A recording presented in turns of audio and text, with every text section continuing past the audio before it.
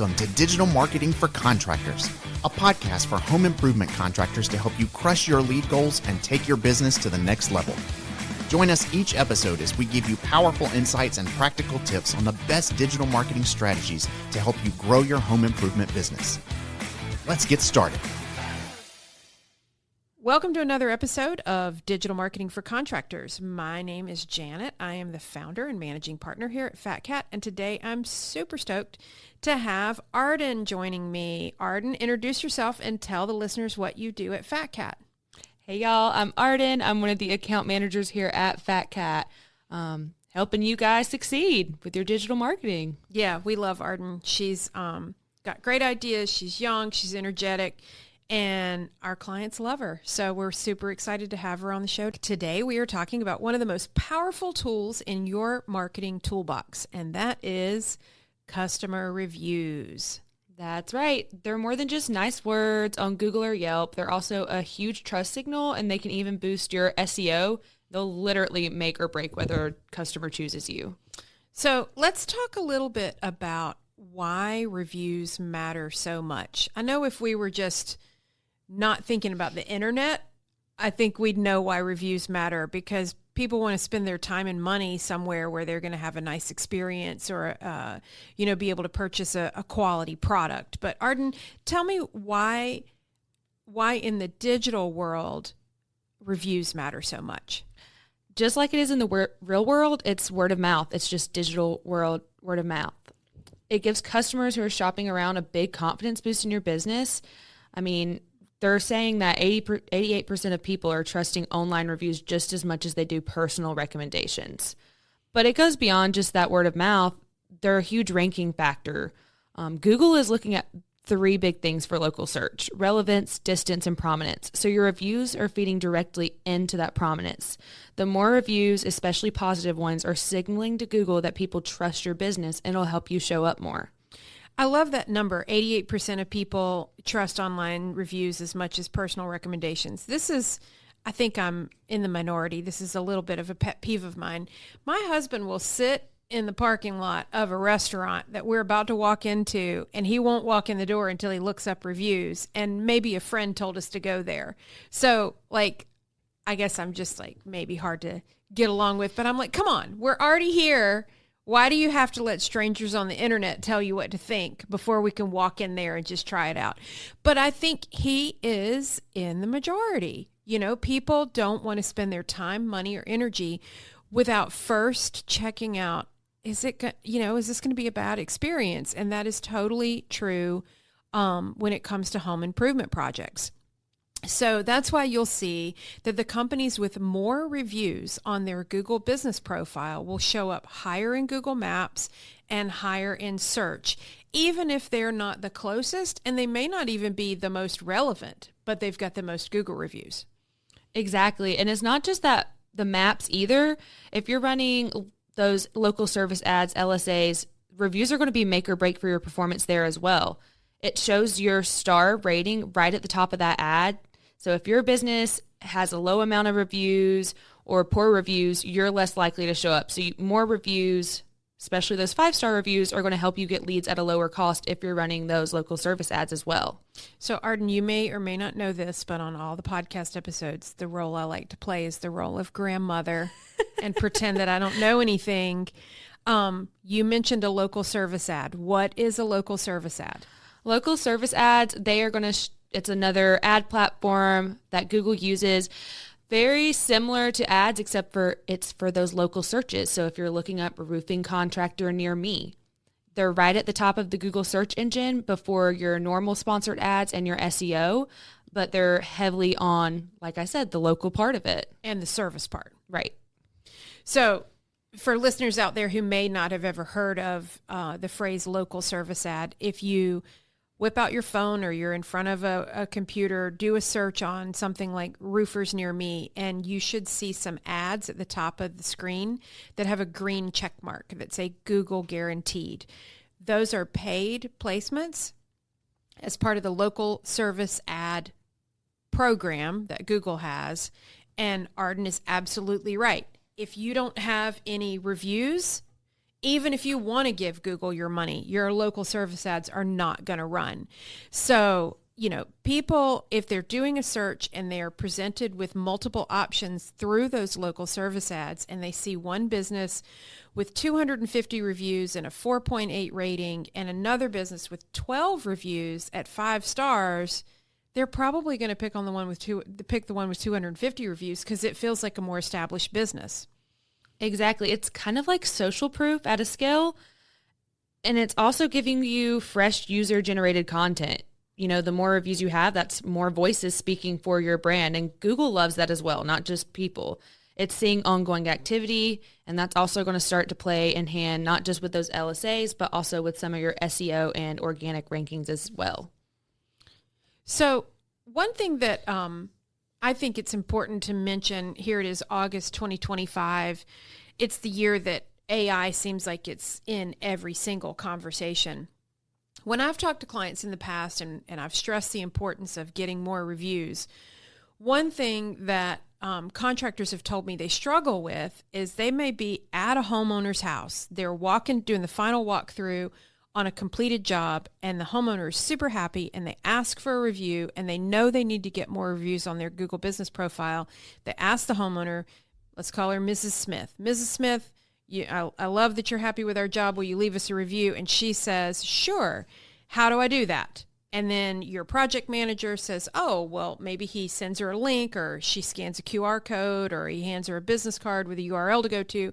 The very first thing that's going to happen is Google is going to ask her to log in with her Gmail account. If she doesn't have a Gmail account, now you've got this huge challenge to try to overcome to get that super important Google review. But Arden and I were talking about this right before we recorded.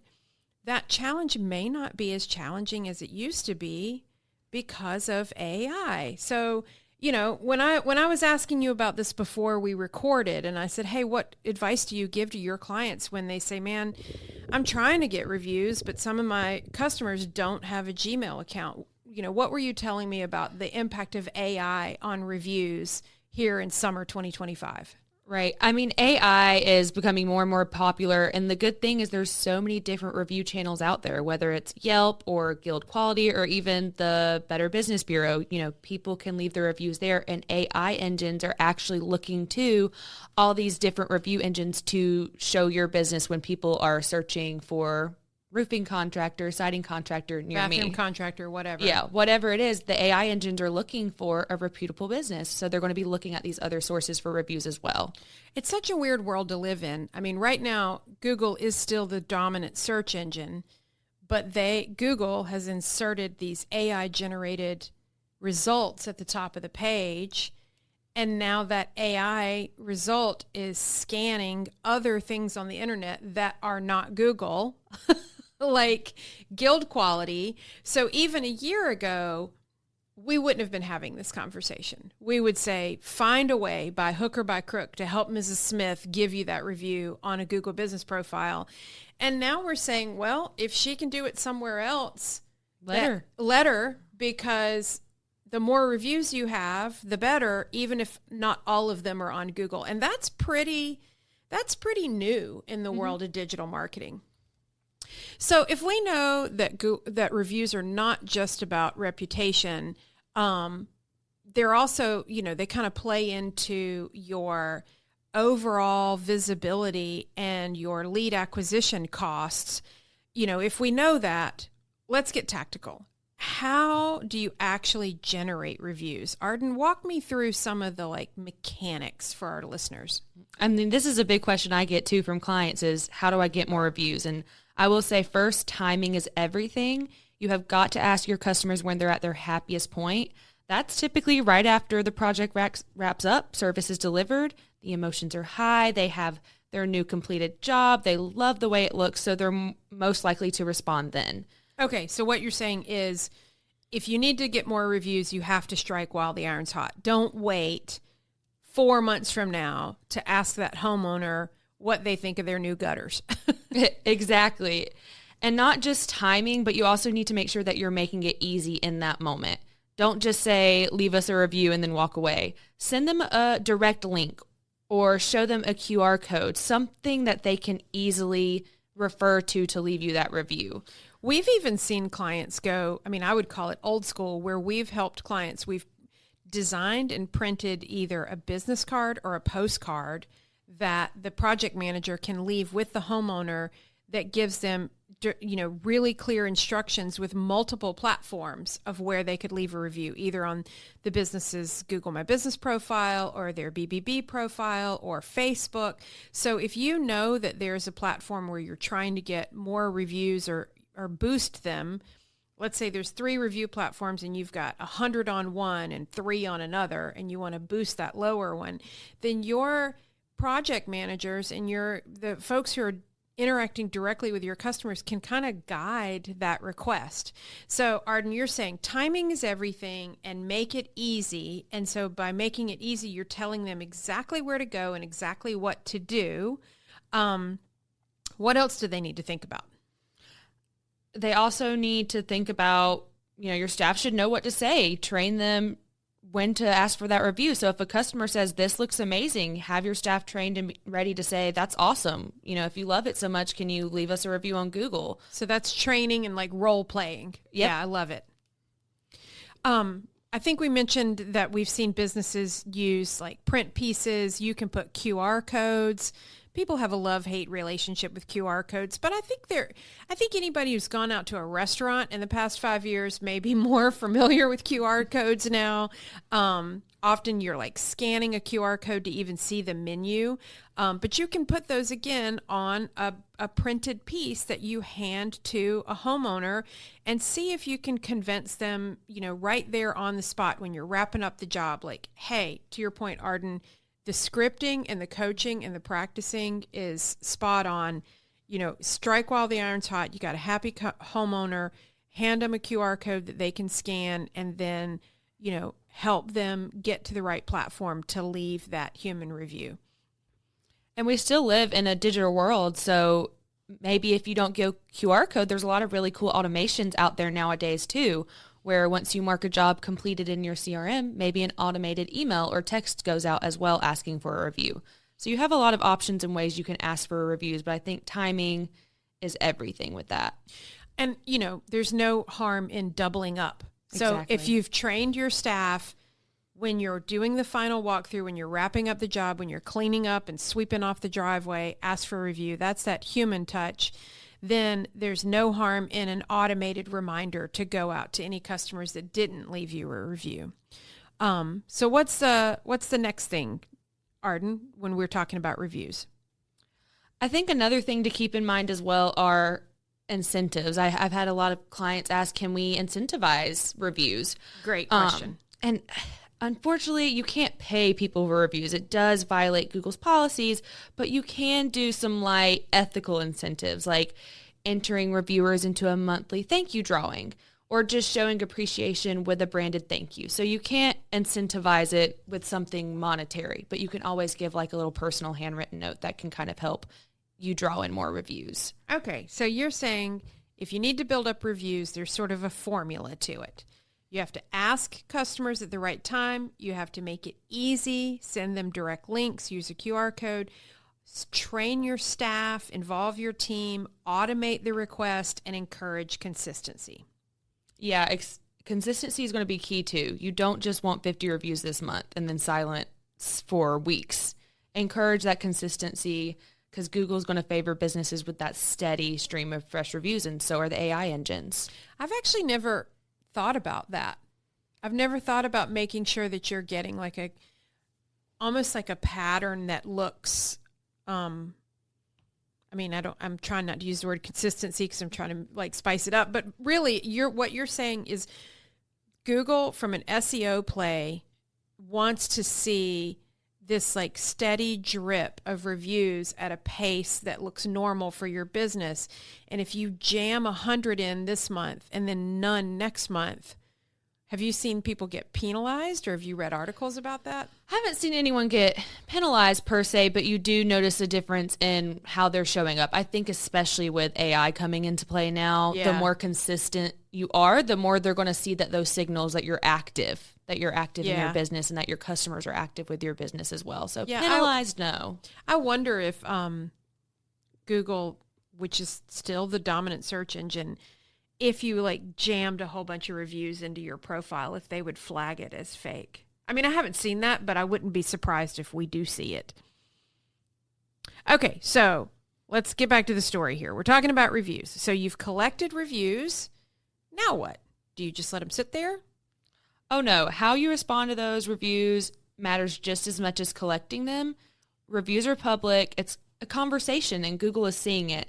Potential customers are seeing it, and the way you respond can either help you build trust or hurt it.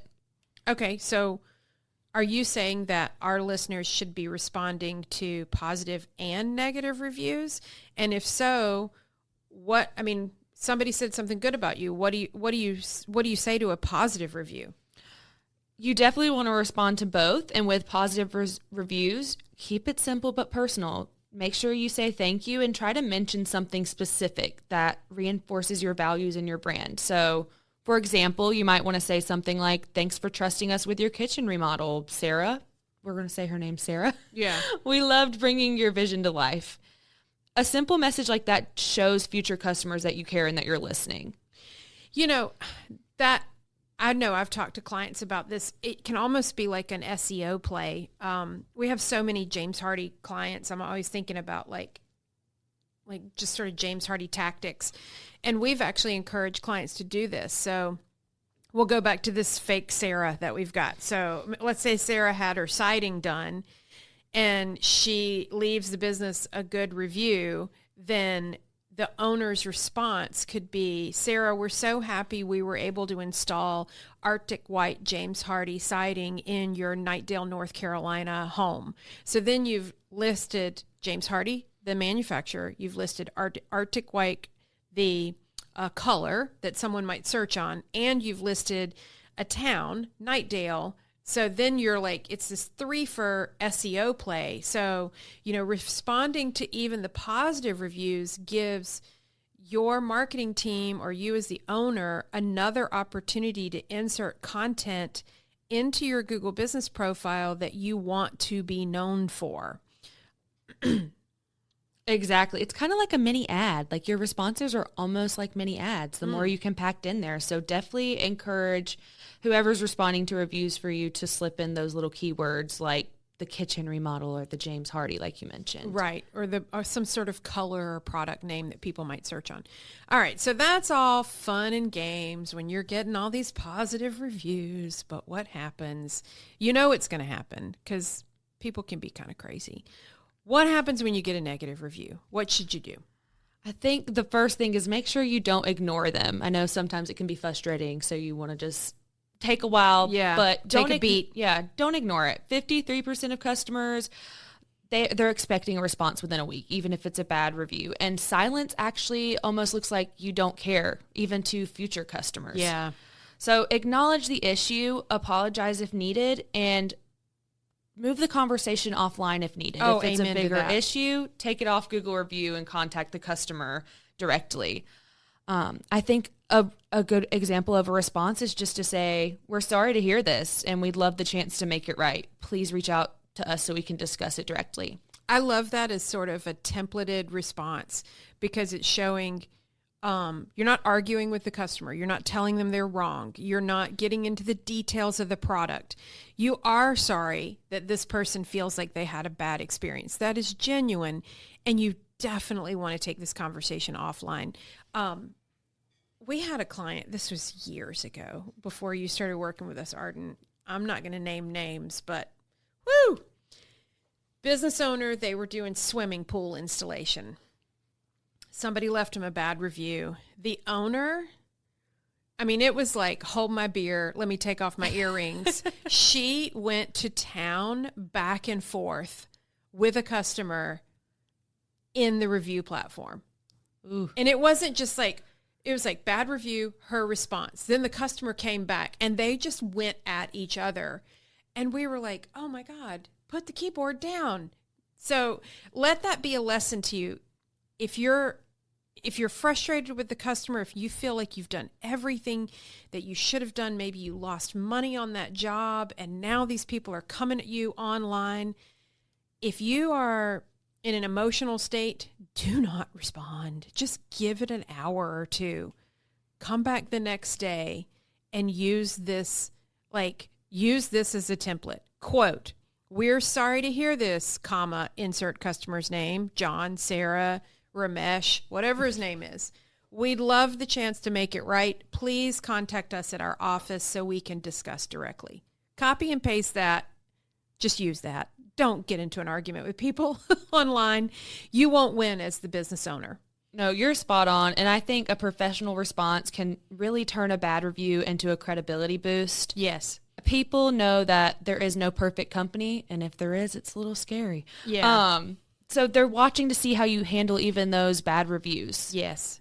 And I think the good customers out there, the ones that you want to work with, they're going to scan through your reviews. I mean, when I'm looking at reviews, first of all, look at the most recent ones. And then if I can, depending on the platform, I will immediately go to the 1-star and I'll read what the 1-star person said. And then I'll read what the management said. And more than often, I would say 8 times out of 10, even though I'm intentionally reading the 1-star review, be it a hotel, a restaurant, a service provider, most of the time in my mind, I'm kind of siding with the business owner. I'm like, God, that customer seems like a pain in the backside to deal with. So don't let one review really make you freak out or ruin your day. Your good customers are going to see straight through that. And they're going to your point, Arden, they're going to see you as a responsive owner that thanked the people that left them a good review and responded professionally to the ones with a bad review. Okay, so let's wrap this up. I think we've covered a lot today about the power of reviews. Arden, why don't you summarize a little bit about some of the tips that we've shared and let people kind of recap what it is that we're talking about today? Yeah, big picture, reviews aren't just a nice to have. It's your digital word of mouth. But they can also impact your SEO, your Google business ranking, and even your ads, your local service ads. And as AI comes into play more, we're starting to see it impact there as well. So it's big for your home improvement business, responding to them quickly and professionally is big. I would even take it a step further and say it's really critical and it's non-negotiable at this point. Exactly. Like if you are trying to compete and you don't have any reviews, before the sun rises every day, you're already 10 steps behind all of your competition. Just because we've all been trained, all of us humans with all these phones in our pockets, we've all been trained to go online and find out what somebody else thinks before we buy anything. And until that changes, you got to get some stinking reviews. That's right. Whether you like it or not. So if you're grumbling about it, go ahead and get it out of your system and just know that you got to generate some reviews. And then decide you're going to have a better attitude and know it's all about timing. You need to make it easy for customers. You can automate it. You can use business cards with QR codes. You can train your team. It doesn't have to be that hard. And so then once you've generated those reviews, Arden, what do you want them to do? You want to respond. You want to respond to all of them, right? All of them, the good and the bad. Okay. So, lost my train of thought for a second. That's what happens with aging. You just forget why you walked into a room. I totally forgot why I walked into this room. Okay. So if there's one thing that you do after this episode, make reviews part of the system that you use to run your business. Don't leave it to chance. Script it out, have a strategy, have software, have scripting, talk to your team, know how critical it is. And speaking of reviews, we would love it if you guys would review us. So go to your whatever platform you're listening to this podcast on and leave us a review. We'd love to hear from you. So that's it for today's episode. If you found it helpful, check out our past episodes. Always, you can go to our website and look for more resources. That's fatcatstrategies.com. We've got all of our back episodes plus some free downloads.